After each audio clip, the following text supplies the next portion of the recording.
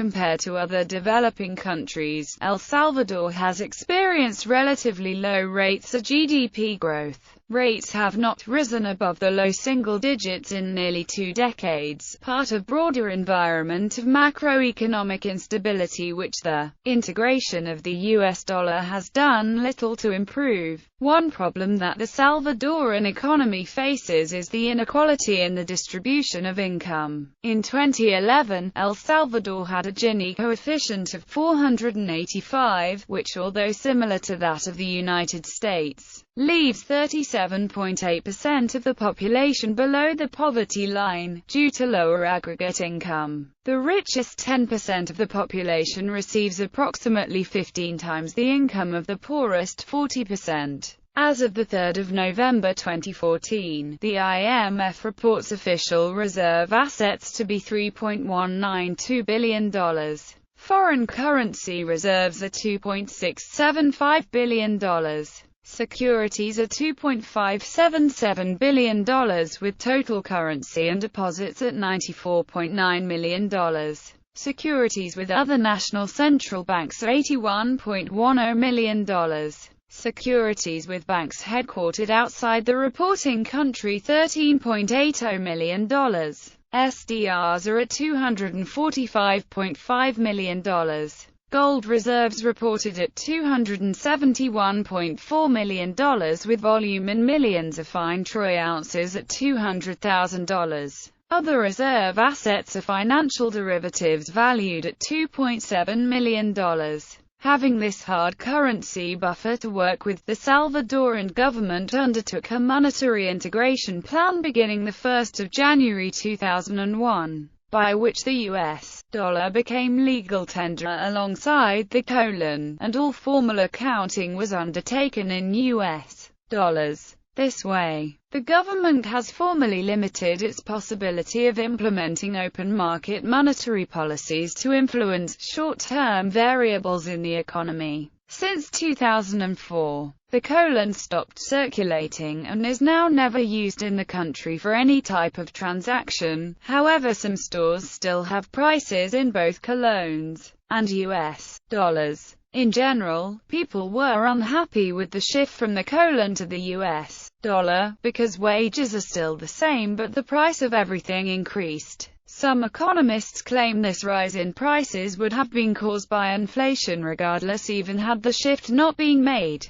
Some economists also contend that now, according to Gresham's law, a reversion to the colon would be disastrous to the economy. Some banks, however, claim that they still do some transactions in colones, keeping this change from being unconstitutional. The change to the dollar also precipitated a trend toward lower interest rates in El Salvador, helping many to secure credit in order to buy a house or a car. Over time, displeasure with the change has largely disappeared, though the issue resurfaces as a political tool when elections are on the horizon. Public sector fiscal policy has been the biggest challenge for the Salvadoran government. The 1992 peace accords committed the government to heavy expenditures for transition programs and social services. The stability adjustment programs initiated by President Cristiano's administration committed the government to the privatization of banks,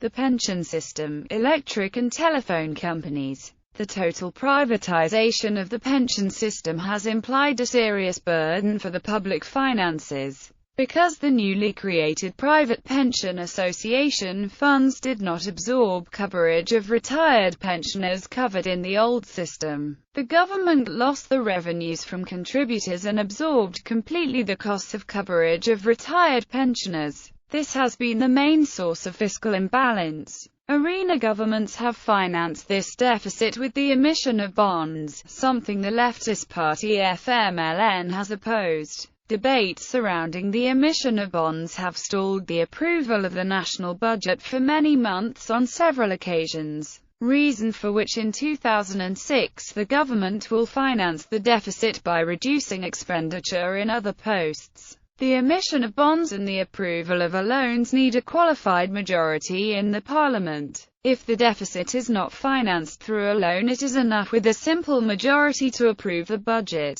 This would facilitate an otherwise long process in Salvadoran politics. Despite such challenges to keep public finances in balance, El Salvador still has one of the lowest tax burdens in the American continent. Many specialists claim that it is impossible to advance significant development programs with such a little public sector. The government has focused on improving the collection of its current revenues with a focus on indirect taxes. Leftist politicians criticize such a structure since indirect taxes affect everyone alike, whereas direct taxes can be weighed according to levels of income and are therefore fairer taxes. However, some basic goods are exempt from the indirect taxes. A 10% value-added tax, implemented in September 1992, was raised to 13% in July 1995. The VAT is the biggest source of revenue, accounting for about 52.3% of total tax revenues in 2004. Economic sectors. Remittances from Salvadorans working in the United States sent to family members are a major source of foreign income and offset the substantial trade deficit of around $2.9 billion. Remittances have increased steadily in the last decade and reached an all-time high of $2.9 billion in 2005, approximately 17.1% of gross national product. As of April 2004, net international reserves stood at $1.9 billion. In recent years, inflation has fallen to single-digit levels, and total exports have grown substantially. Agriculture. The ultimate goal was to develop a rural middle class with a stake in a peaceful and prosperous future for El Salvador. At least 525,000 people, more than 12% of El Salvador's population at the time and perhaps 25% of the rural poor, benefited from agrarian reform, and more than 22% of El Salvador's total farmland was transferred to those who previously worked the land but did not own it. But when agrarian reform ended in 1990, about 150,000 landless families still had not benefited from the reform actions. The 1992 peace accords made provisions for land transfers to all qualified ex-combatants of both the FMLN and ESAF, as well as to landless peasants living in former conflict areas.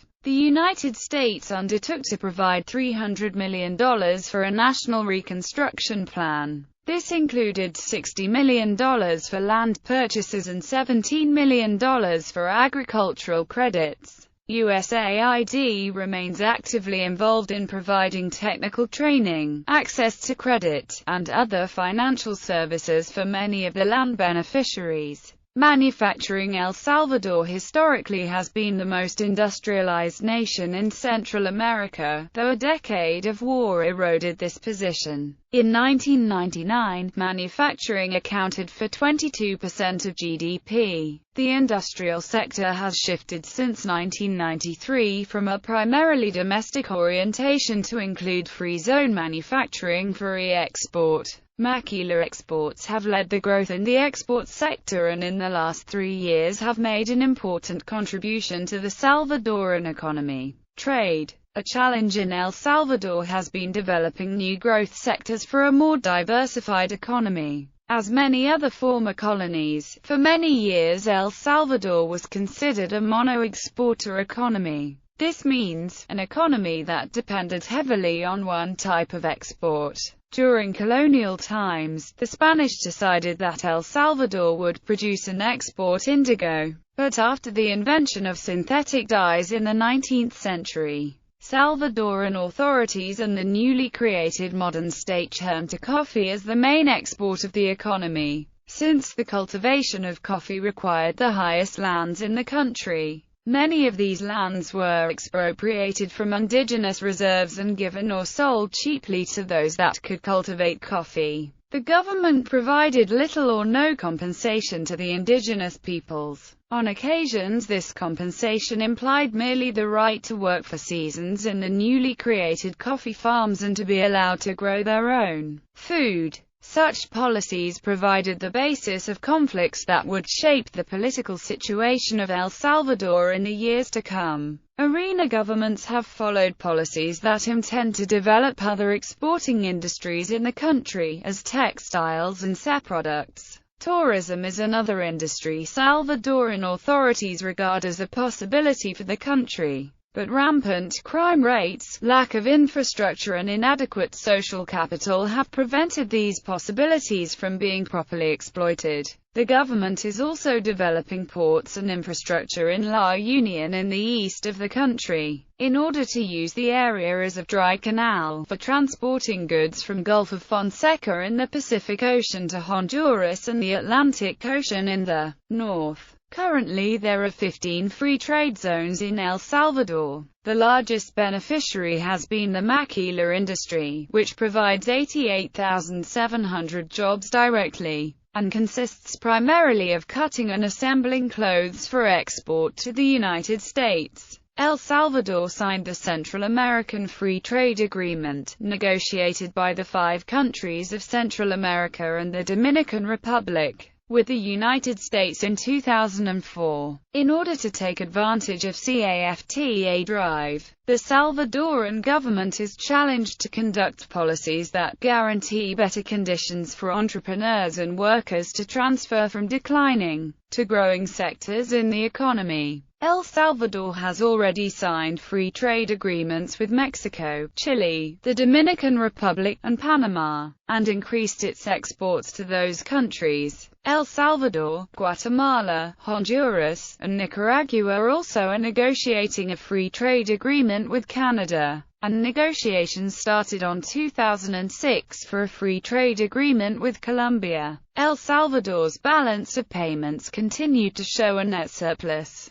Exports in 1999 grew 1.9%, while imports grew 3%, narrowing El Salvador's trade deficit. As in the previous year, the large trade deficit was offset by foreign aid and family remittances. Remittances are increasing at an annual rate of 6.5%, and an estimated $1.35 billion will enter the national economy during 1999. Private foreign capital continued to flow in, though mostly as short-term import financing and not at the levels of previous years. The Central American Common Market continued its dynamic reactivation process, now with most regional commerce duty-free. In September 1996, El Salvador, Guatemala, and Honduras opened free trade talks with Mexico. This trade alliance is also known as the Northern Triangle in relation to the Central American economies that are grouped together by proximity and location. Although tariff cuts that were expected in July 1996 were delayed until 1997, the government of El Salvador is committed to a free and open economy. Total U.S. exports to El Salvador reached $2.1 billion in 1999, while El Salvador exported $1.6 billion to the United States. U.S. support for El Salvador's privatization of the electrical and telecommunications markets has markedly expanded opportunities for U.S. investment in the country.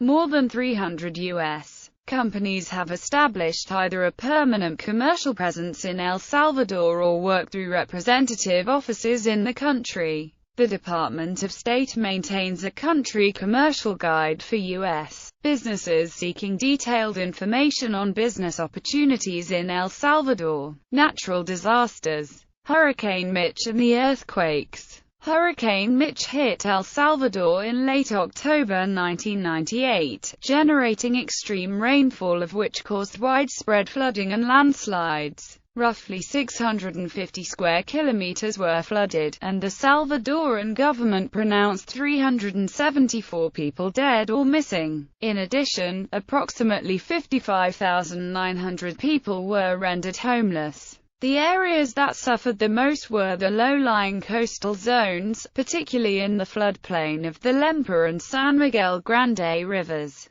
3 major bridges that crossed the Lempa were swept away, restricting access to the eastern third of the country and forcing the emergency evacuation of many communities. The heavy rainfall, flooding, and mudslides caused by Hurricane Mitch also severely damaged El Salvador's road network. Along with the 3 major bridges over the Lempa River, 12 other bridges were damaged or destroyed by the Mitch flooding. The largest single affected sector was El Salvador's agriculture. Nearly 18% of the total 1,998.99 basic grain harvest was lost. Coffee production was hit particularly hard. 3% of the harvest was lost in addition to 8.2% that was lost earlier in the year due to El Nino. Major losses of sugarcane, totaling 9% of the estimated 1,998.99 production, were sustained primarily in the coastal regions.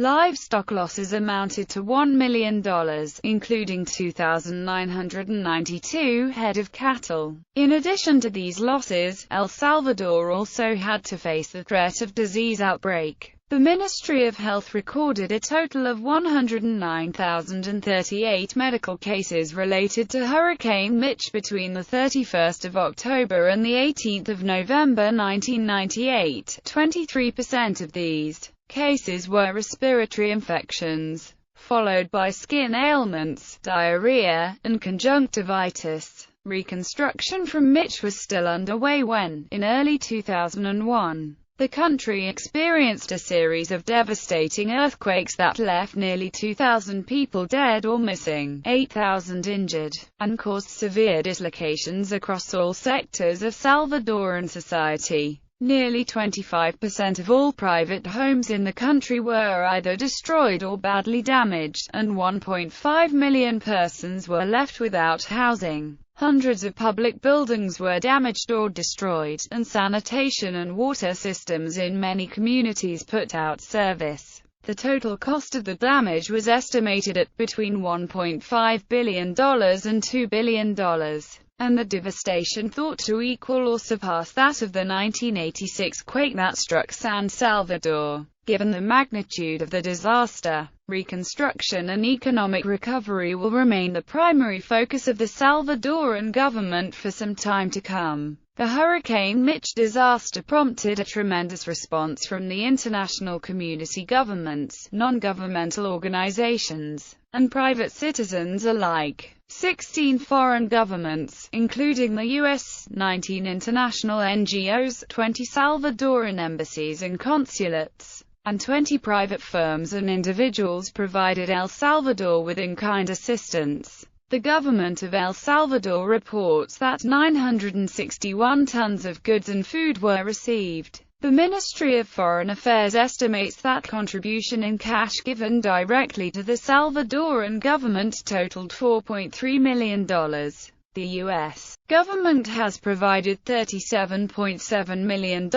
in assistance through USAID and the U.S. Departments of Agriculture and Defense. Following the 2001 earthquakes, the U.S. Embassy assumed a leading role in implementing U.S.-sponsored assistance. The U.S. government responded immediately to the emergency, with military helicopters active in initial rescue operations, delivering emergency supplies, rescue workers, and damage assessment teams to stricken communities all over the country. USAID's Office of Foreign Disaster Assistance had a team of experts working with Salvadoran relief authorities immediately after both quakes, and provided assistance totaling more than $14 million.